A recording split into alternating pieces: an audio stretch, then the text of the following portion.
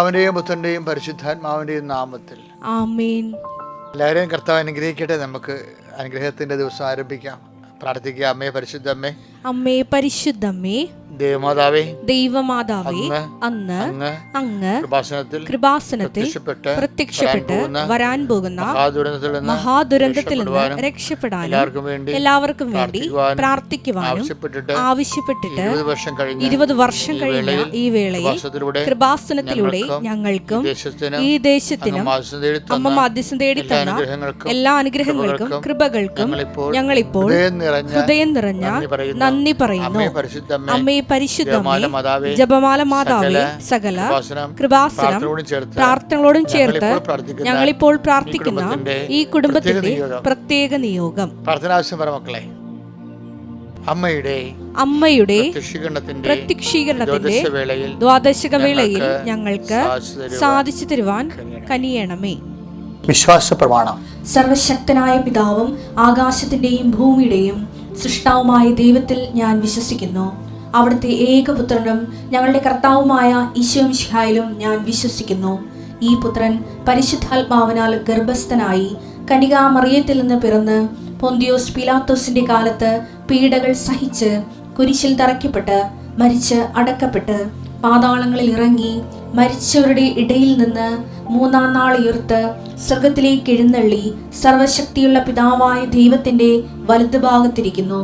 അവിടെ നിന്ന് ജീവിക്കുന്നവരെയും മരിച്ചവരെയും വിധിക്കുവാൻ വരുമെന്നും ഞാൻ വിശ്വസിക്കുന്നു. പരിശുദ്ധാത്മാവിലും ഞാൻ വിശ്വസിക്കുന്നു.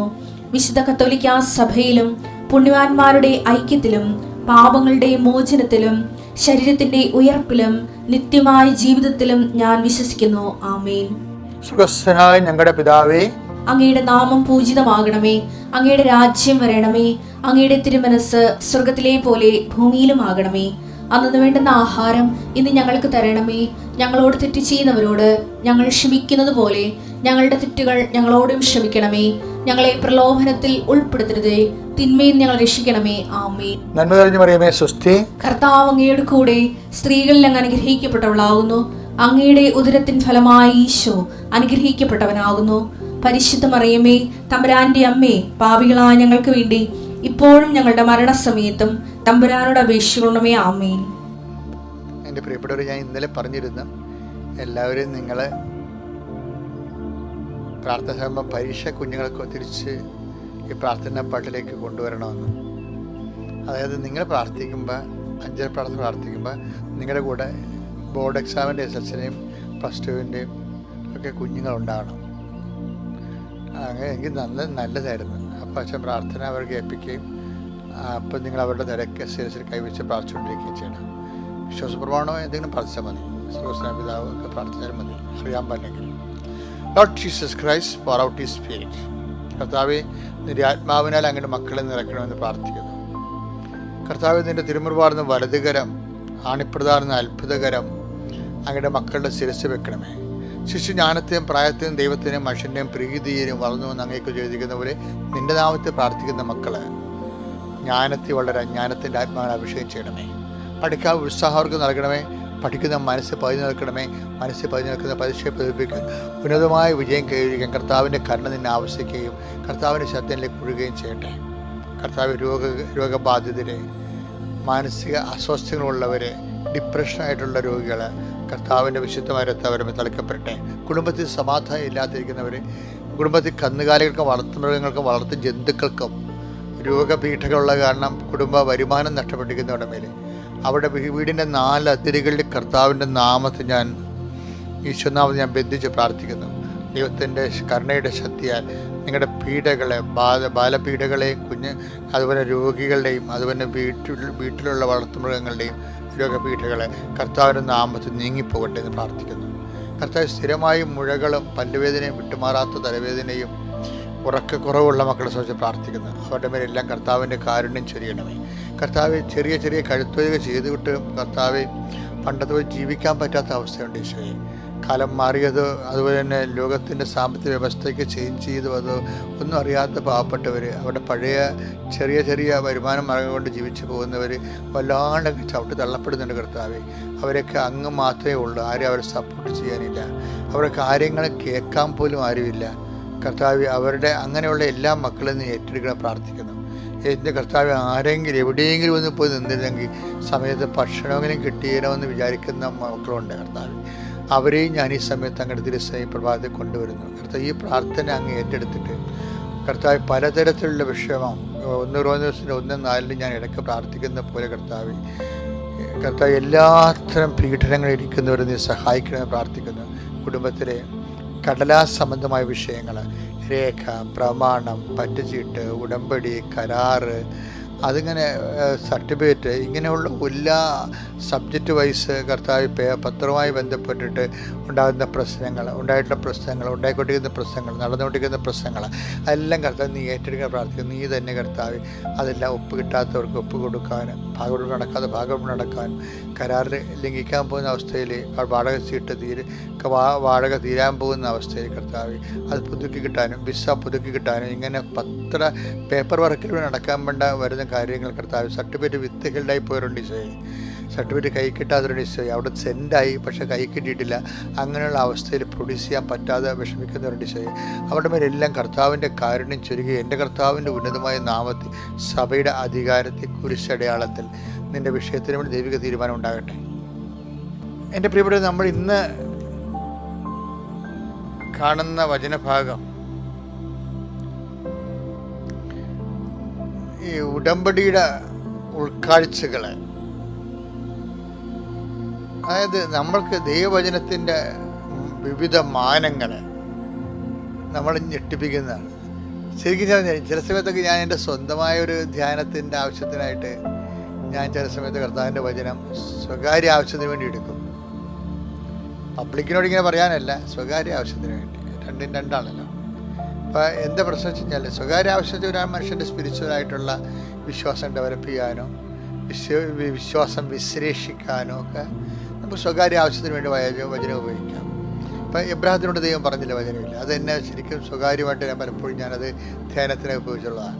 ഉൽപ്പത്തി 17:1 അബ്രാമിന് 99 വയസ്സായപ്പോൾ കർത്താവ് പ്രത്യക്ഷപ്പെട്ട് അവനോട് അരുളി ചെയ്തു, സർവശക്തനായ ദൈവമാണ് ഞാൻ, എന്റെ മുമ്പിൽ വ്യാപരിക്കുക, കുറ്റമറ്റവനായി വർത്തിക്കുക. അപ്പം അതൊരു എന്താ സംഭവിച്ചില്ല, അതിനകത്ത് ഞാൻ പറഞ്ഞത് വചനത്തിൻ്റെ വിവിധ മാനങ്ങളില്ലേ, അതിനൊരു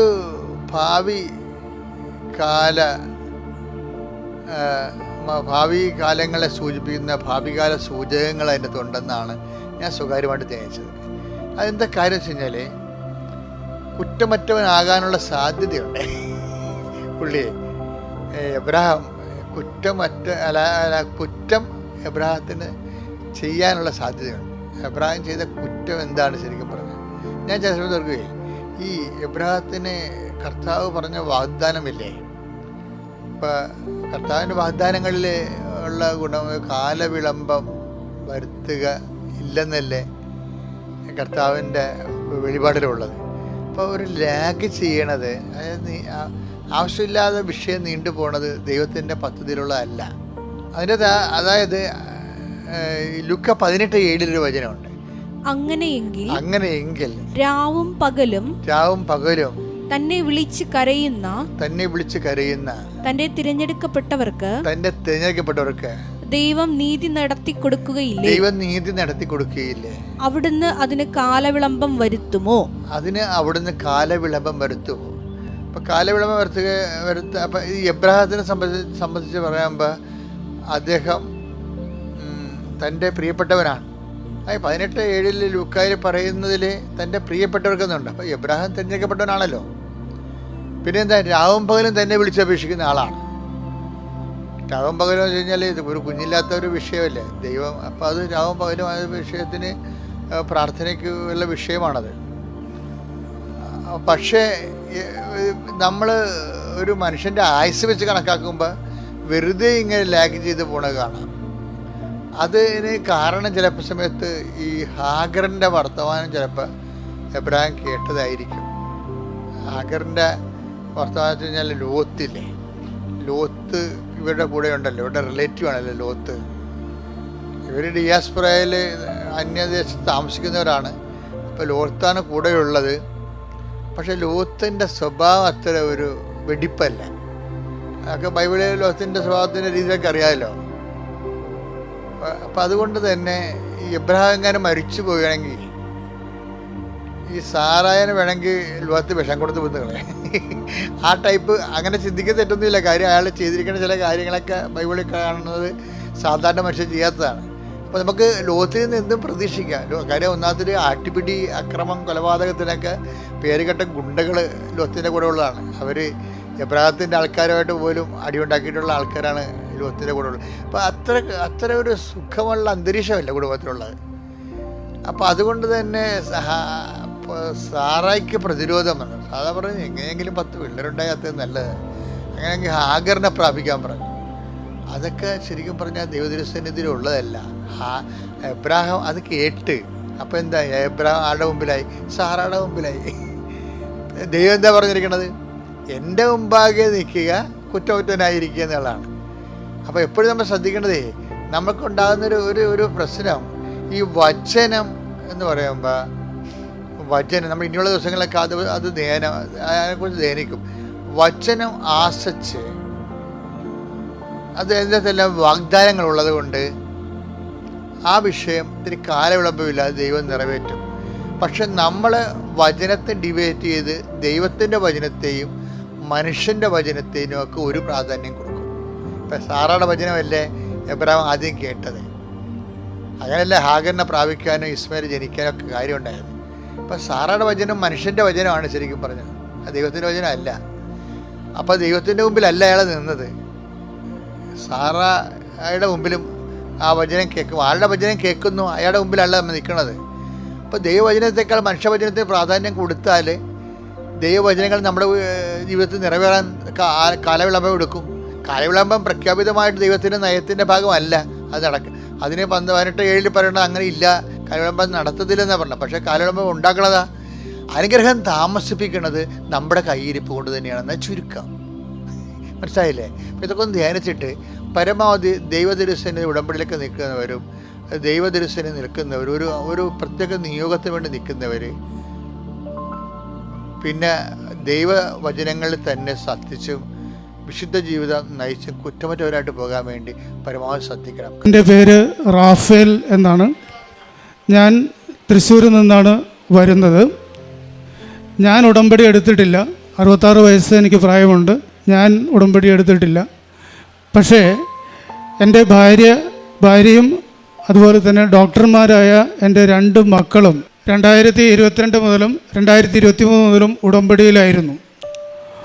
ഉടമ്പടി എന്നാൽ അത് കാര്യസാധ്യതയുള്ള ഒരു കുറുക്കുവഴി അല്ല എന്നും അത് ഒരു ജീവിത രീതി ആണെന്നും എനിക്ക് പരിപൂർണമായി ബോധ്യമുണ്ടായിരുന്നു. അതുകൊണ്ട് തന്നെ ഞാൻ ഉടമ്പടി എടുത്തിട്ടില്ലെങ്കിലും എൻ്റെ ഭാര്യയുടെയും മക്കളുടെയും ഉടമ്പടിക്ക് ഞാൻ പരിപൂർണ പിന്തുണ കൊടുത്തുകൊണ്ട് ജീവിക്കുകയായിരുന്നു. പരിപൂർണ പിന്തുണ എന്ന് പറയുമ്പോൾ അവരോടൊപ്പം ഞാൻ പ്രത്യക്ഷീകരണ പ്രാർത്ഥനയും വൈകുന്നേരത്തെ പ്രാർത്ഥനയും എല്ലാം ചൊല്ലുമായിരുന്നു. അതുപോലെ തന്നെ അവർ പത്രം കൊടുക്കാനും അങ്ങനത്തെ കാര്യങ്ങൾക്കൊക്കെ പോകുമ്പോൾ ഞാനും അവരുടെ കൂടെ പോകുമായിരുന്നു. അതുപോലെ അവർ ചെയ്യുന്ന കാരുണ്യ പ്രവൃത്തികൾ അതിൽ സപ്പോർട്ട് ചെയ്യാൻ വേണ്ടി എന്നാൽ കഴിയുന്ന കാര്യങ്ങളെല്ലാം സാമ്പത്തികമായും അതുപോലെ തന്നെ ഭൗതികമായും ഞാൻ കാര്യങ്ങൾ ചെയ്യുമായിരുന്നു. പിന്നെ അച്ഛൻ്റെ ചൊവ്വാഴ്ചത്തെയുള്ള ധ്യാന പ്രസംഗവും രാവിലെയുള്ള പ്രസംഗങ്ങളും എല്ലാം ഞങ്ങൾ സ്ഥിരമായി കേട്ടുകൊണ്ടിരിക്കുമായിരുന്നു. ഞങ്ങൾ കാറിൽ പോകുമ്പോൾ മുമ്പൊക്കെ പാട്ടാണ് വെച്ചിരുന്നത്. ഇപ്പോൾ ഞങ്ങളത് നിർത്തിയിരിക്കുകയാണ്. പാട്ടിന് പകരം അച്ഛൻ്റെ പ്രസംഗങ്ങളാണ് ഞങ്ങൾ കാറിൽ പോകുമ്പോൾ ഇപ്പോൾ വയ്ക്കുന്നത്. ആ കാര്യങ്ങളാണ് ഉടമ്പടിയിൽ ഞങ്ങളെ പൂർണ്ണമായും ഉറപ്പിച്ചു നിർത്തുന്നത്. ഇതുകൊണ്ടായിരിക്കാം എൻ്റെ ജീവിതത്തിലെ ഒരു വലിയ പ്രതിസന്ധി ഘട്ടത്തിൽ മാതാവ് ഉടമ്പടി എടുത്തിട്ടില്ലാത്ത എൻ്റെ ജീവിതത്തിലും ഇടപെട്ടത്. ഞാനൊരു റിട്ടയേർഡ് ഗവൺമെൻറ് കോളേജ് അധ്യാപകനാണ്. 2015 റിട്ടയർ ചെയ്തതിന് ശേഷം ഞാൻ തൃശ്ശൂരുള്ള ഒരു എൻട്രൻസ് കോച്ചിങ് സ്ഥാപനത്തിൽ പഠിപ്പിക്കുകയായിരുന്നു. അവിടെ 2015 മുതൽ പഠിപ്പിച്ച് ഒരു കുഴപ്പമില്ലാതെ യാതൊരു പ്രശ്നങ്ങളും ഇല്ലാതെ മുന്നോട്ട് പോവുകയായിരുന്നു. 2023 മാർച്ച് മാസത്തിൽ ഒരു ദിവസം ഞാൻ ക്ലാസ് എടുത്തുകൊണ്ടിരിക്കുമ്പോൾ എനിക്ക് അടിവയറ്റിൽ ശക്തമായ വേദന വന്നു. എടുത്തുകൊണ്ടിരുന്ന ക്ലാസ് ഞാൻ ഒരുവിധം പൂർത്തിയാക്കി ഉടനെ പോയി ഡോക്ടറെ കണ്ടു. അപ്പോൾ ഡോക്ടർ പറഞ്ഞു, ഇത് യൂറിനറി ഇൻഫെക്ഷൻ ആയിരിക്കും, ഒരു അബ്ഡമൻ സ്കാൻ കൂടി ചെയ്യണം എന്ന് പറഞ്ഞു. അങ്ങനെ സ്കാൻ ചെയ്തു.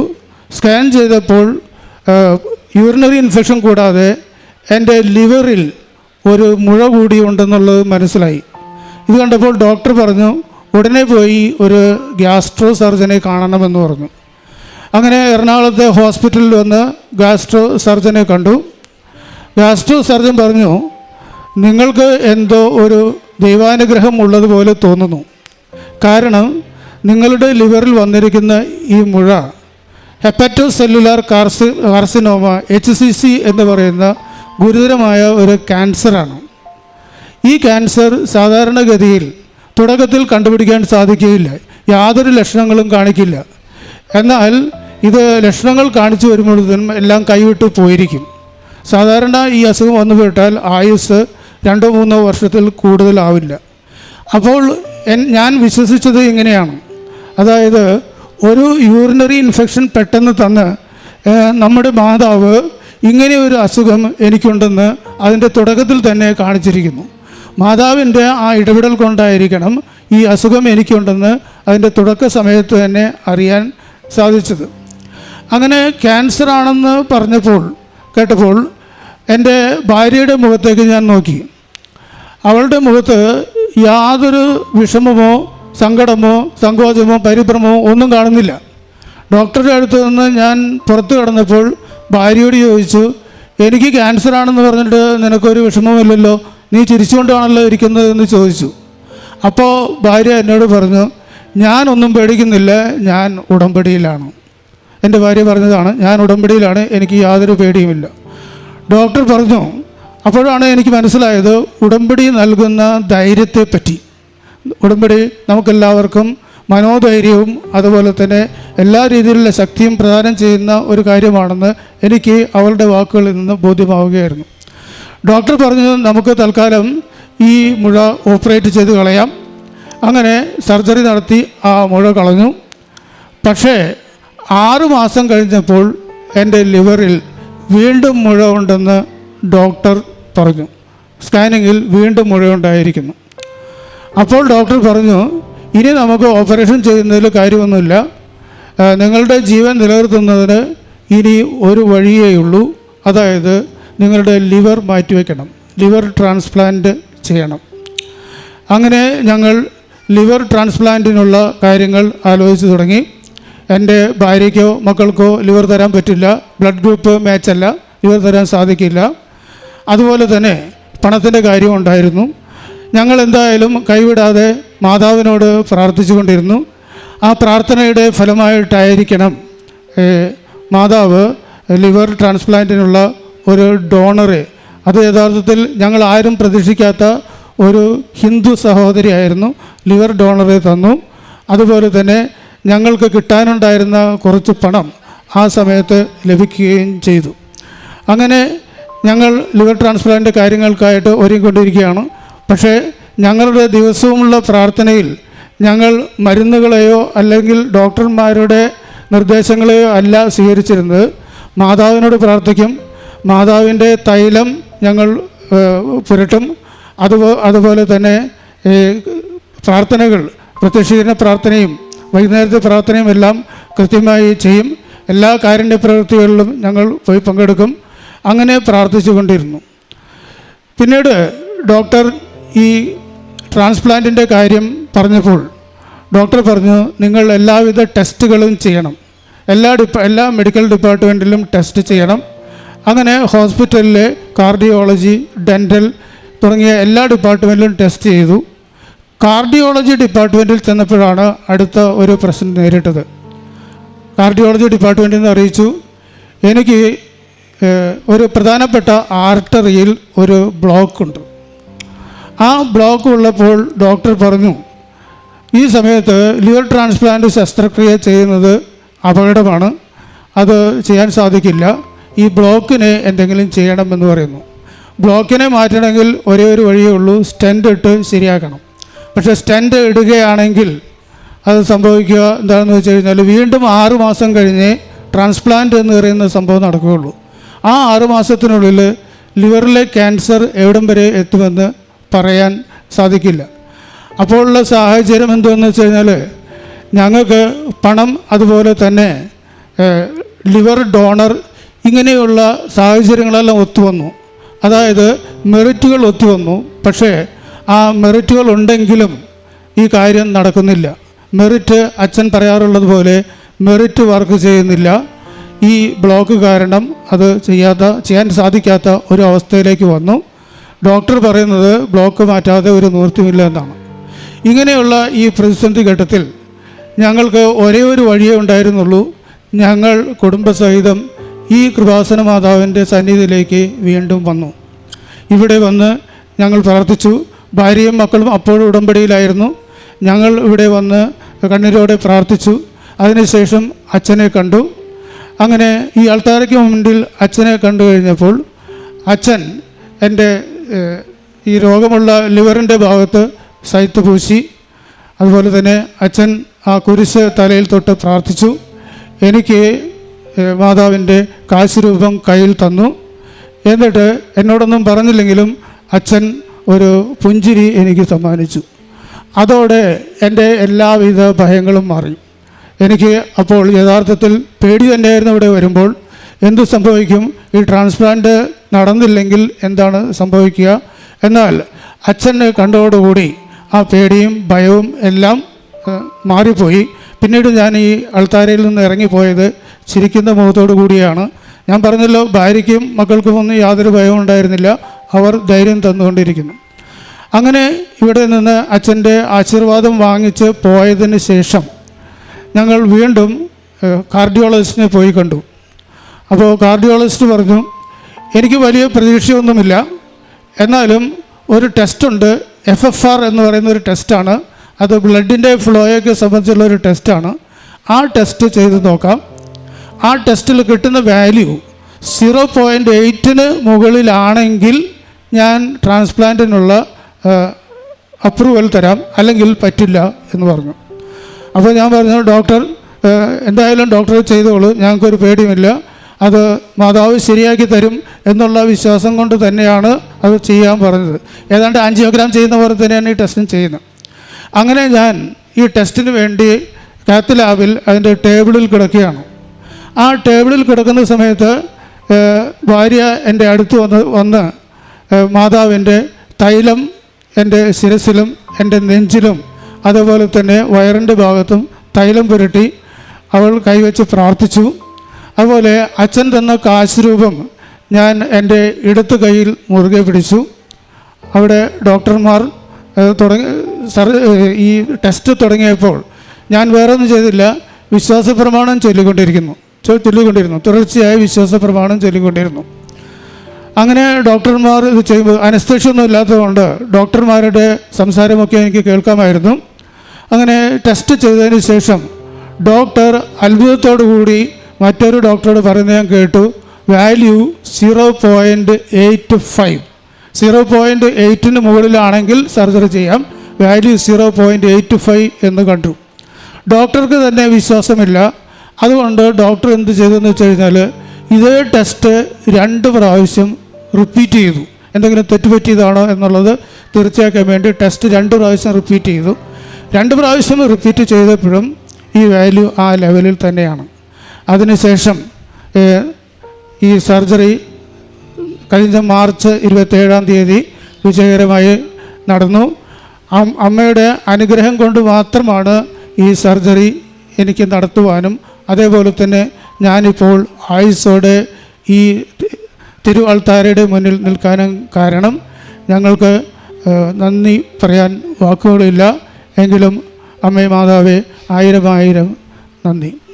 അമ്മയുടെ ഒരേ ഒരു അനുഗ്രഹമാണ് എൻ്റെ ആയുസ്സിൻ്റെ പിൻബലം. ഞാനൊരു ഡോക്ടറാണ്. എന്നിട്ട് പോലും എൻ്റെ കയ്യിൽ കുറേ മെറിറ്റുകളുണ്ടായിരുന്നു, എൻ്റെ അടുത്ത് കുറേ മെറിറ്റുകളുണ്ടായിരുന്നു.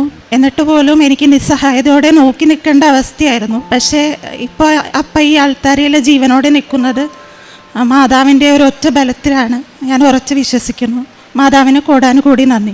എൻ്റെ മക്കൾ രണ്ടുപേരും ഡോക്ടേഴ്സാണ്. അവർ കാരുണ്യപ്രവൃത്തികൾ നന്നായിട്ട് ചെയ്യാറുണ്ട്. പാവങ്ങൾക്ക് മരുന്ന് ഫ്രീ ആയിട്ട് കൊടുക്കുകയും ആവശ്യമുള്ളവർക്ക് പൈസ കൊടുക്കുകയും, അത് ഹസ്ബൻഡാണെങ്കിലും അത്യാവശ്യം പൈസയ്ക്ക് ആവശ്യമുള്ളവർക്ക് അതെല്ലാം ചെയ്തു കൊടുക്കാറുണ്ട്. പിന്നെ പത്രവിതരണം, മക്കളാണെങ്കിലും റെയിൽവേ സ്റ്റേഷനിലും ഓട്ടോറിക്ഷക്കാർക്കും എല്ലാവർക്കും നടന്ന് പരീക്ഷയ്ക്ക് പോകുമ്പോൾ അവിടെയുള്ളവർക്കും കൊണ്ടു കൊടുക്കാറുണ്ട്.